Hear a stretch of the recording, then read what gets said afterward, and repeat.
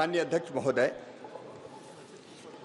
आज सबसे पहले मैं देश के किसानों को प्रणाम करना चाहता हूं। 2024-25 में फसलों का रिकॉर्ड उत्पादन इस बार हुआ है। माननीय अध्यक्ष महोदय, देश का कुल खाद्यान्न उत्पादन 357.732 मिलियन टन होने का अनुमान है, जो पिछले साल की तुलना में 7.65% अधिक है।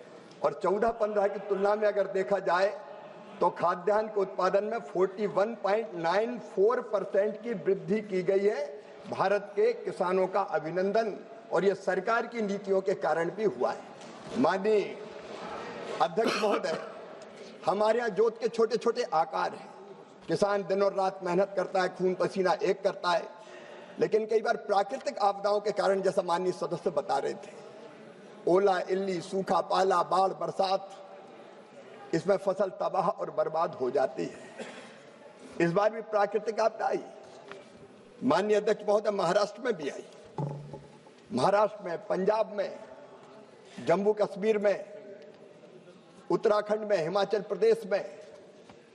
लेकिन उस प्राकृतिक आपदा के बाद प्रधानमंत्री जी ने भी कई राज्यों का दौरा किया, गृह मंत्री अमित शाह जी ने भी कई राज्यों का दौरा किया। और माननीय अध्यक्ष महोदय, मैं स्वयं महाराष्ट्र भी गया था, पंजाब भी गया था और जम्मू और कश्मीर भी गया था। प्राकृतिक आपदाओं के प्रबंधन के लिए माननीय अध्यक्ष महोदय, भारत सरकार राज्य सरकारों को सभी आवश्यक सहयोग प्रदान करती है। एसडीआरएफ के अंतर्गत पहले से ही फंड उनको उपलब्ध कराया जाता है, ताकि तत्काल राज्य सरकारें राहत दे सकें। इसकी एक किस्त जून में और दूसरी किस्त दिसंबर में हम देने का काम करते हैं। और माननीय अध्यक्ष महोदय, एसडीआरएफ के अंतर्गत 21-22 से 25-26 तक की अवधि के लिए 1,28,122 करोड़ रुपया आवंटित किए गए हैं, ताकि तत्काल राज्य सरकारें प्रभावित जनता के लिए राहत पहुंचा सके। मैं प्रधानमंत्री श्रीमान नरेंद्र मोदी जी को हृदय से धन्यवाद देना चाहता हूं। पहले एसडीआरएफ के नियमों में 50% से ज्यादा नुकसान हो तो ही राहत की राशि दी जाती थी जब यूपीए की सरकार थी, लेकिन अब 33% भी नुकसान होगा तो राहत की राशि प्रदान की जाएगी।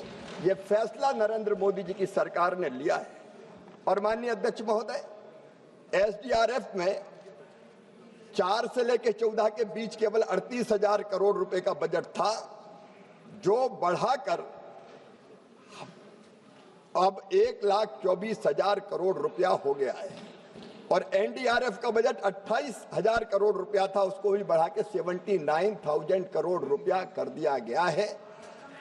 हमने महाराष्ट्र में भी माननीय अध्यक्ष महोदय, जो नुकसान हुआ है उसकी प्रारंभिक भरपाई राज्य सरकार वहां कर रही है। और महाराष्ट्र को भी माननीय अध्यक्ष महोदय, एसडीआरएफ और एनडीआरएफ के तहत 18,249 करोड़ रुपए की राशि आवंटित की गई है। तो एक तो एनडीआरएफ और एसडीआरएफ के तहत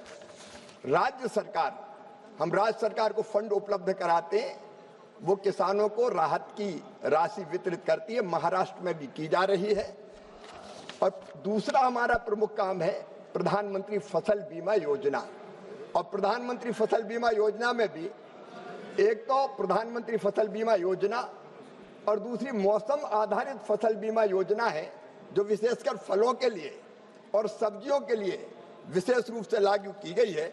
पिछले साल 5 साल में प्रधानमंत्री फसल बीमा योजना के अंतर्गत हमारे 3,69,00,000 किसानों को 26,342 करोड़ रुपए के दावों का भुगतान किया गया है, जिनमें महाराष्ट्र अकेले में, और जिनमें से पुनर्गठित मौसम आधारित बीमा योजना के अंतर्गत 4,233 करोड़ रुपए का भुगतान किया गया है।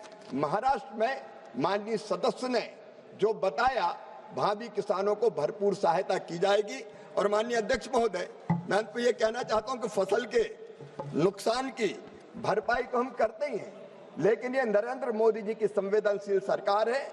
भगवान ना करे प्राकृतिक आपदा में अगर किसी व्यक्ति की मृत्यु हो जाए तो 4 लाख रुपए की राशि देने का काम किया जाता है।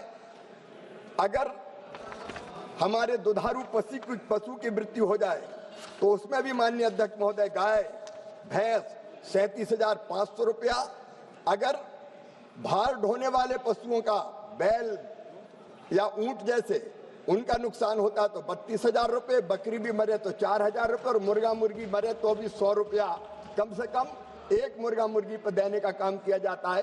तो हर तरह के नुकसान को कवर करने का काम कर रहे हैं। यहाँ तक कि खेतों में गाद अगर जम जाए, रेत अगर जम जाए, सिल्ट जमा हो जाए तो भी 22,000 रुपए की राशि प्रति हेक्टेयर की दर से दी जाती है।